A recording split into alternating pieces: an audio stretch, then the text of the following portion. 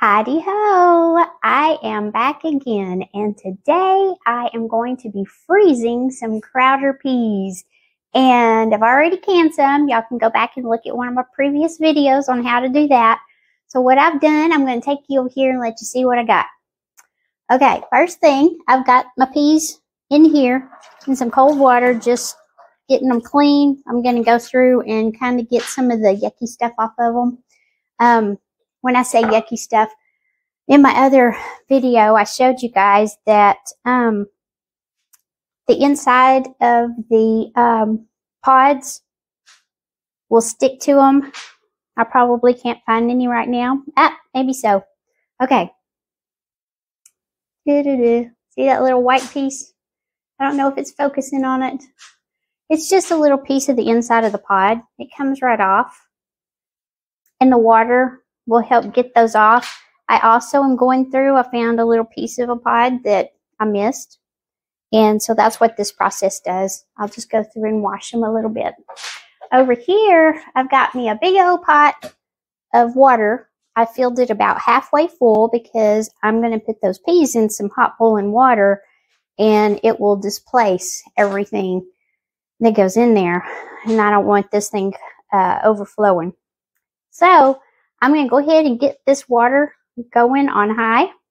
I'm going to put the lid on it because it always helps get it going a whole lot faster when you put that lid on there. So I'm going to get that going. I'm going to sit here and wash some peas. It's going to get boring. I'll just show you just a couple of seconds what I'm doing, and then I'll turn y'all off and just do it off camera. But I just kind of do this, just agitate them a little bit. Try not to splash water all over the place.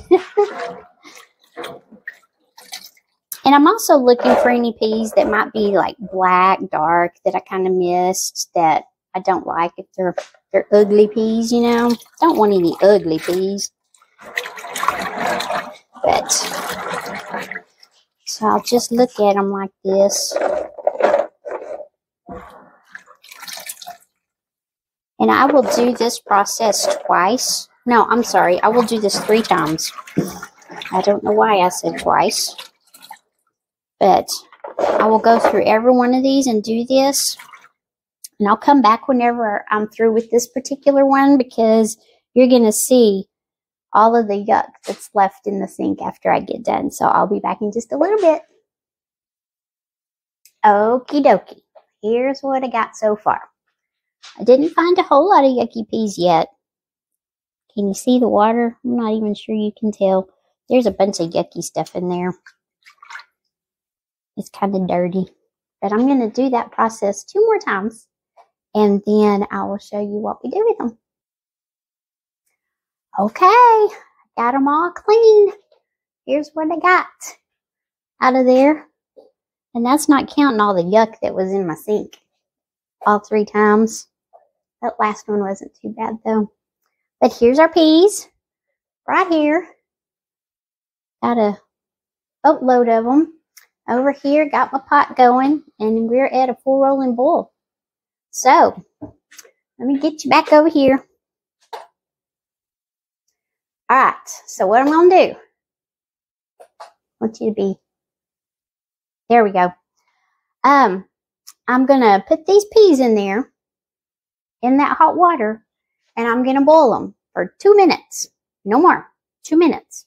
In the meantime, I'm going to run me some ice water in my sink so that whenever I take them out, I'm going to pour them. I'm going to strain them back into this same strainer, and then I'll dump them in that ice water because I want to cool them off. I don't want to cook them. I'm just blanching them so that I can get them frozen up. So, that's what I'm going to do. Put you over here and show you what I'm going to do. You probably see my back more than anything.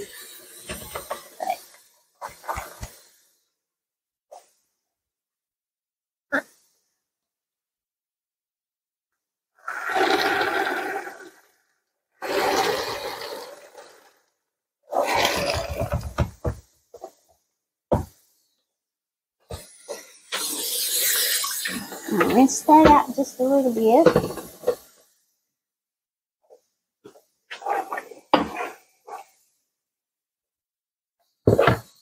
my timer. We're going to go about 1:45 now. And I'm going to get some ice. So I'm going to put some ice in my sink. I'll be right back. I don't know if I showed y'all this part. I did cover those as soon as I remembered it. I'll be back in a sec. Alrighty, our time is done. So I'm going to get these peas off of here and turn off my water or my burner. And oh, it's nice and heavy. Try to get this where I don't make a huge mess everywhere. It's a large, it's a large pot, y'all. See if I can do it this way.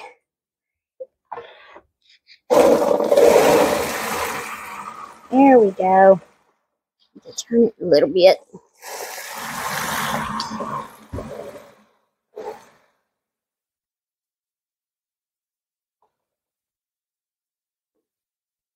We got some trying to stay in there.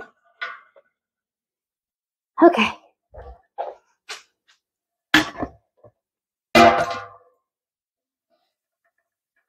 Had some that didn't want to go in there.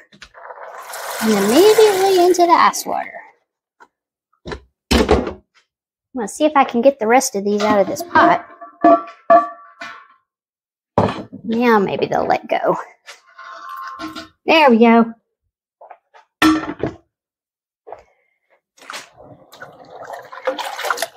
Make sure those don't have any hot pockets in there in that water.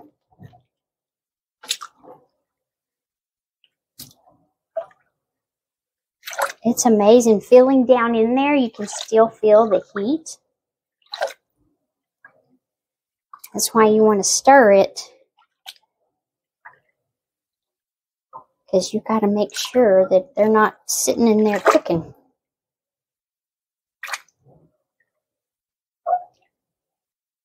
Alright, I'm going to let those sit for just a little bit while I get y'all set up over here at the island and show you how we bag it up. So I'll be back. Alrighty, I got them all drained and I have my setup here. These are some nifty little things I got on Amazon. They are to help you when you are filling your freezer bags. You do want to use freezer bags. I like quarts. They seem to be the perfect amount for our family. You can use gallon, you can use pints, just whatever size that you prefer. But we are using some quarts. So these things are really handy. They help keep it open for me while I'm filling these up. So this scoop is also pretty perfect too.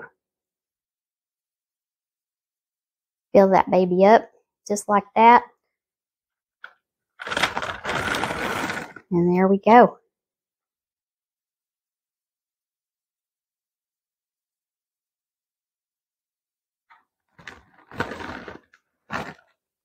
Two scoops is perfect for us. Alrighty. Get as much air out as you possibly can.